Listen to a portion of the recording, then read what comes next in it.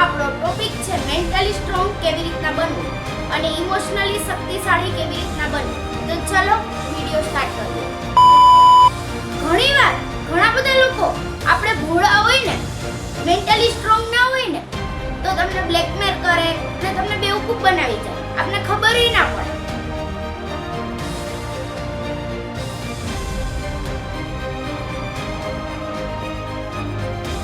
Mentally strong કેવી રીતના બનવું અને સામેવાળા માણસને જવાબ કેવી રીતના આપવાનો એ આપણે આજ આ વિડિયોમાં જોશું.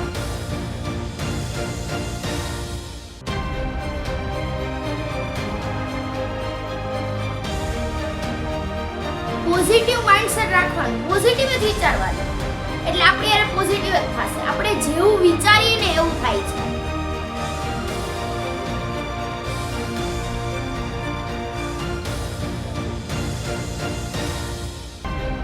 આપણી બોડી છે ને એ આપણા મગજને સંદેશો આપે છે અને આપણું મગજ આપણે સંદેશો આપે છે. એટલે આપણે આપણું મગજ જેમ કહે ને એમ આપણે કરતા હોય છે. એટલે આપણે જેવું વિચારીને એવું આપણું આદત પડી જાય. પછી નેગેટિવ વિચારીએ તો આપણે પછી કોક ઉપર શક થાય ને આપણે નેગેટિવ જ વિચાર કરીએ કે મારી યાર આમ થશે, મારી યાર આમ થશે, મારું આમ નહીં થાય.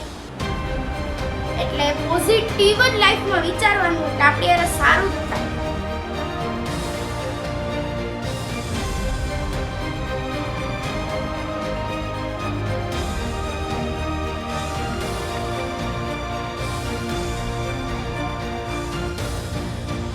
સેલ્ફ ડિસિપ્લિન બિલ્ડ કરો, એટલે પોતાનો આત્મવિશ્વાસ વધારો અને બહુ વિચારવાનું નહીં, ઓવર થિંકિંગ થી દૂર રહો.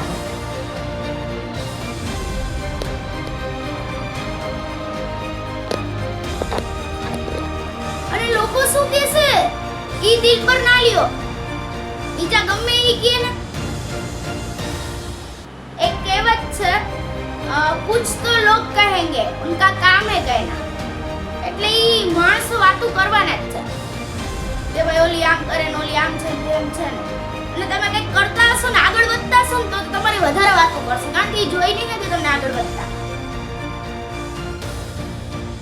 તમને ગુસ્સો આવે ને તો ગુસ્સાના સમયે શાંત રહો.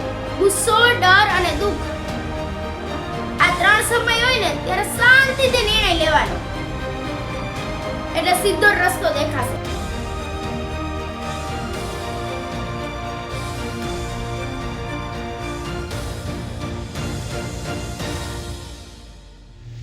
દરેક હાર એક નવી જીતની તૈયારી કરે છે.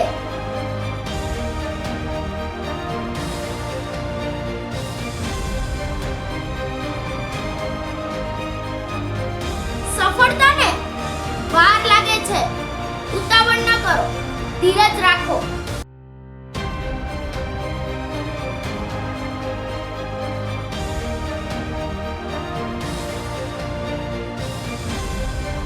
નવી બાબતો શીખો. નવી બાબતો શીખવાથી મન મજબૂત બને છે અને માઇન્ડસેટ પોઝિટિવ થાય છે. શીખે જ રાખવાનું, નવું. કાંઈ વસ્તુ એવી ન હોવી જોઈએ કે આમાં ન કરો. જે કાંઈ આવે ને આપણી નજર ત્યાં આવે તો એ શીખી જ લેવાનું.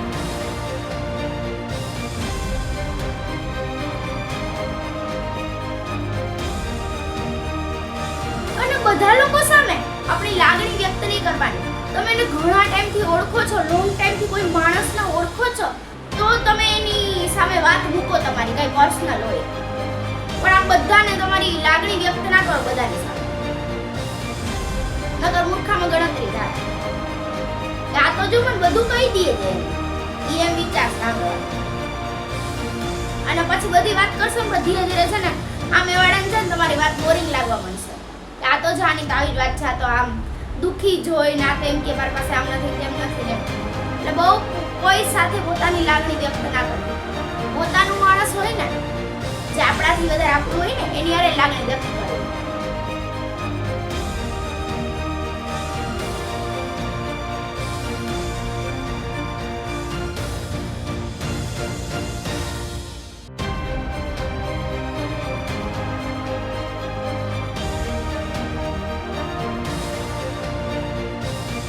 અને બધાની સામે આપણે બધાને બધું કહેવા માંડીએ અને બધાની સામે બોલબોલ કરવા માંડીએ ને તો આપણે ફાલતુ સમજાવ, આપણી વેલ્યુ ના કરે.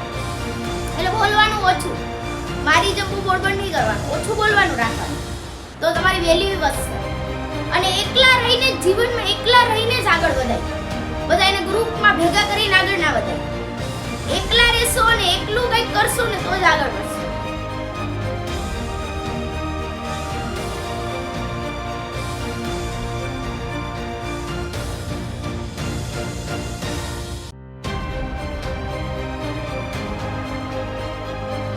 તો આજનો મારો વિડીયો હતો કે મેન્ટલી સ્ટ્રોંગ કેવી રીતના બનવું. તો તમને ખબર જ પડી ગઈ હશે કે મેં તો મારા મંતવ્ય તમને કીધા. મને જે ખબર હતી કે મેન્ટલી સ્ટ્રોંગ બનવા માટે કોઈને તમારી લાગણી નાખ્યો, પોઝિટિવ વિચાર રાખો, એકલું જ આગળ વધો અને જીવનમાં બધું શીખો. તો તમને સમજાઈ ગયું હશે કે મેન્ટલી સ્ટ્રોંગ કેવી રીતના બનવું. તો ચલો મળીએ નેક્સ્ટ વિડીયોમાં.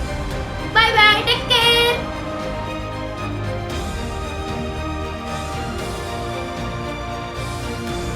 તમને મારો વિડીયો ગમે તો મારી ચેનલને લાઈક, શેર અને સબસ્ક્રાઇબ કરી દેજો અને કોમેન્ટ કરવાનું ભૂલતા નહીં હો.